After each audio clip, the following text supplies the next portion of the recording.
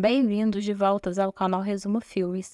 Hoje eu vou contar a história do filme de drama de 2013 chamado 3096 Dias de Cativeiro, baseada em uma história real.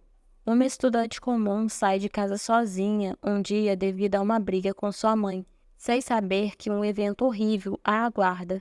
O filme começa com uma garota descendo em uma pista de neve, encontrando um homem mais velho. Mais tarde, o homem verifica o banheiro feminino e vê que está vazio, permitindo que ela entre. Enquanto ele fica de guarda, ela faz suas necessidades, mas descobre que alguém está presente no banheiro ao lado. Então, ela conta rapidamente à moça que se chama Natasha Campos e que foi sequestrada há 8 anos atrás. Então a cena muda para nos mostrar a história do filme. A jovem Natasha dançava ao som da música em um bar que seu pai orgulhosamente apresenta à sua filha. Todos aproveitam a noite. Depois de algum tempo, a garota pediu ao pai que a levasse para casa, mas o homem bêbado continuou pedindo mais tempo. No dia seguinte, Natasha acordou exausta. Sua mãe a chamou para se apressar, pois também tinha que ir trabalhar. Enquanto tomava o café da manhã, a mãe notou o cansaço da filha e perguntou se o pai havia levado ao bar novamente. A criança mentiu para proteger o pai, mas a mãe sabia a verdade. Ela expressou seu descontentamento. Então Natasha gritou para que a deixasse em paz e negou ter ido ao bar. A mãe lhe deu um tapa e a filha furiosa pegou suas coisas e foi para a escola sozinha. Quando Natasha virou em uma rua vazia, um homem que estava em uma van parada a agarrou repentinamente batendo em sua cabeça para evitar que ela se debatesse. Uma estudante viu tudo, mas não conseguiu fazer nada. Logo, a van finalmente parou em um bairro tranquilo. O homem que levou Natasha a levou inconsciente para dentro da casa.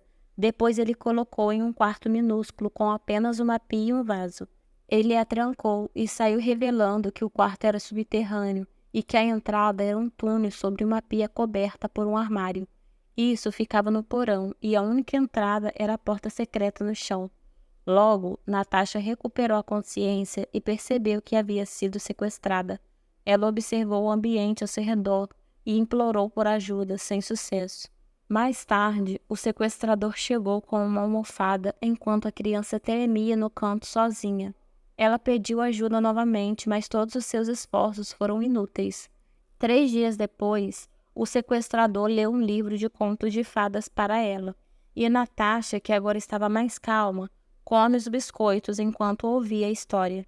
Depois a garota fez perguntas, mas ele a ignorou. Então, ela pediu para que ele desse um beijo de boa noite, pois era isso que sua mãe costumava fazer. Assim, o raptor beijou a sua cabeça e foi embora. Enquanto isso, na residência dos Campos, a avó e a mãe de Natasha assistem ao noticiário sobre a menina desaparecida. Infelizmente, as autoridades não conseguiram encontrá-la. A mãe do sequestrador foi visitá-lo e preparava suas refeições, ditando tudo o que ele tinha que fazer naquela noite. As notícias sobre o caso de Natasha foram exibidas na TV e a mãe comentou com uma desaprovação sobre o raptor, enquanto disse que deveria ser um cara perturbado. Uma vez sozinho, ele visitou a garota que entregou uma carta para ele dar aos pais dela, dizendo para eles não se preocuparem. Wolf pegou a carta e ajudou a Natasha a lavar o cabelo usando apenas uma garrafa de água. Entretanto, ele começou a controlar e insultá-la quando ela não conseguia seguir suas instruções. Natasha exigiu ser libertada porque sua família a amava, mas o raptor insistiu que ninguém a amava, pois nem mesmo estavam pagando um resgate. Ele ficou mais irritado quando ela soluçou. Então, ele lavou o cabelo dela com força, o que criou uma bagunça, aumentando a raiva do homem, pois ele não suportava a desorganização. A avó e a mãe de Wolf visitaram para tomar um café da tarde.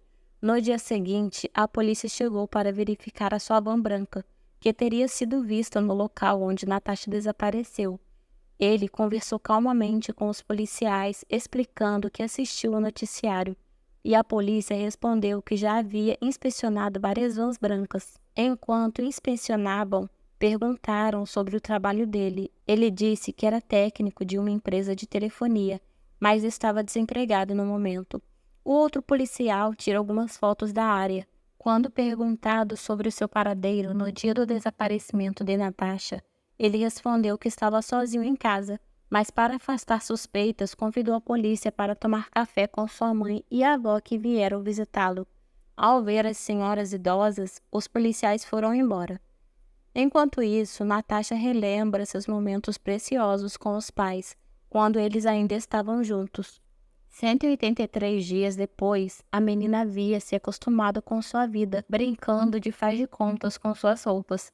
De repente, o sequestrador falou pelo interfone, assustando a garota. Ele perguntou se ela tinha escovado os dentes e lavado a louça.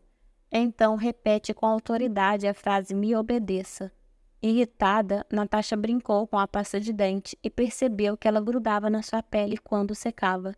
Quando o sequestrador foi levar comida, ela fingiu que o seu braço estava machucado, pedindo para ser levada ao médico.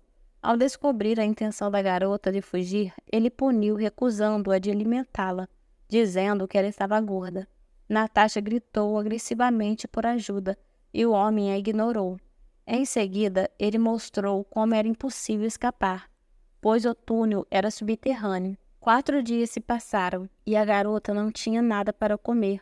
Apesar de se manter firme, ocupada e bebendo água, ela finalmente cedeu e pediu comida pelo interfone. Sem resposta do outro lado, ela exigiu comida com raiva, mas seus gritos logo se transformaram em súplicas. Ele ficou satisfeito ao ouvir a voz de desespero dela e ficou repetindo: "me obedeça". 4 anos depois, o raptor continuava tentando fazer uma lavagem cerebral nela. Um dia, a mãe dele chegou novamente, ordenando que ele fizesse tudo o que ela queria. Ao sair, ela notou um fio de cabelo loiro preso na camiseta do filho e perguntou se era de alguma namorada. Ela não esperou por resposta e disse que estava aliviada, pois achava que ele preferia homens. Por causa disso, ele raspou o cabelo de Natasha, deixando de coração partido. O Natal chegou e eles comemoraram junto. No entanto, ele ditava como a moça deveria agir em cada coisa, estragando a diversão de Natasha. Ainda assim, ela agradeceu pelos presentes. Apesar de já ter memorizado todos os livros, ela abraçou o homem em sinal de gratidão. Em seguida, ela perguntou sobre sua família. Ele disse com raiva que ele era a única família que ela tinha. Por causa disso, ele ordenou que ela escolhesse um novo nome. Natasha escolheu Viviana e Wolf decidiu chamá-la de Vivi. Na residência do sequestrador, o homem reformou a casa com a ajuda de Natasha. Quando ela perguntou se a reforma era para a mudança de uma namorada, ele bateu em uma mistura de cimento seco com um martelo, deixando Natasha coberta de sujeira. Apesar do choque, ela permaneceu calma e pediu para tomar um banho. Ele deu permissão, mas declarou que ela dormiria no andar de cima com ele esta noite. Naquela noite, o homem amarrou uma das suas mãos com a dela, enquanto estavam juntos na cama. Logo depois, Natasha permanece totalmente obediente ao seu raptor e pediu gentilmente para sair de casa. Ele disse que ela poderia sair se ela se comportasse. Então, ela voltou calmamente para o quarto. Enquanto o homem sai, ele passou no supermercado e depois foi a um bar para se divertir. Naquela noite, uma mulher dançou para ele, e ele se sentiu enojado e foi embora. Ao voltar para casa, ele dormiu com sua prisioneira. Após o ato, ela pediu para ver o jardim, e ele permitiu, amarrados um no outro. Eles saíram para caminhar sobre a luz da lua. Enquanto Natasha se aquecia sobre o sol noturno, o homem começou a caminhar de volta para casa, e ele levou ela para o seu quarto no porão.